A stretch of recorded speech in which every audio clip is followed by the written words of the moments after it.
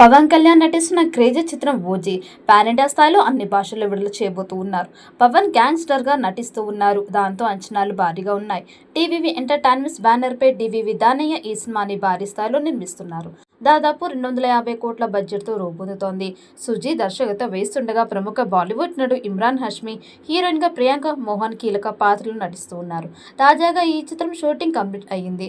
పవన్ కళ్యాణ్ రాజకీయ కార్యక్రమాల మధ్య షూటింగ్ కి టైం కేటాయిస్తూ ఉన్నారు.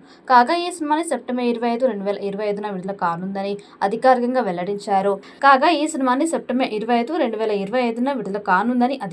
వెల్లడించారు. విజయదశమి పండుగ దృష్టిలో ఉంచుకొని ఈ తేదీని ఖరారు చేసినట్లు సమాచారం. ఈ సమయంలో వరుస సెలవులు ఉండడం వల్ల సినిమా బాక్సాఫీస్ వద్ద భారీ వసూళ్లను రాబట్టే అవకాశం ఉంది. ఈ సినిమాలో పవన్ ఓజాస్ అనే పాత్రలో కనిపిస్తూ ఉన్నారు. పవన్ మాఫియా లీడర్ పాత్రలో నటిస్తూ ఉన్న వార్తలు వినిపిస్తూ ఉన్నాయి. మరి ఇన్ని అంచనాల నడుమ తెరకెక్కుతున్న ఈ సినిమా బాక్సాఫీస్ వద్ద ఎలాంటి వండర్స్ క్రియేట్ చేస్తుందో చూడాలి. ఇప్పటికే ప్రేక్షకుల ముందుకు రావాల్సిన ఈ సినిమా పవన్ ఏపీ డిప్యూటీ సీఎంగా బాధ్యతలు నిర్వహిస్తూ ఉండడంతో లేట్ అయింది. ఇటీవల తిరిగి షూటింగ్ ప్రారంభమైంది. ఇలా స్టార్ట్ అయిందో లేదో మేకర్స్ అలా రిలీజ్ డేట్ ని కూడా ఫిక్స్ చేశారు.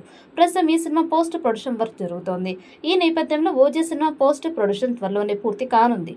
పవన్ కళ్యాణ్ గ్యాంగ్స్టర్ పాత్రలో సిల్వర్ స్క్రీన్ పై కనిపించడంతో ఓజీ సినిమాపై భారీ అంచనాలు నెలకొన్నాయి.